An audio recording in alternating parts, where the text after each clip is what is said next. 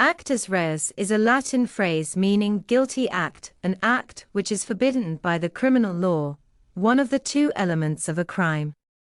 It refers to the act, or omission, that comprise the physical elements of a crime.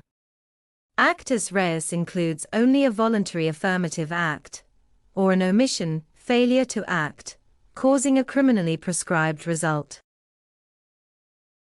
Generally, for the purposes of criminal liability, an individual may be under a duty to act if a law requires a person to act in a certain way.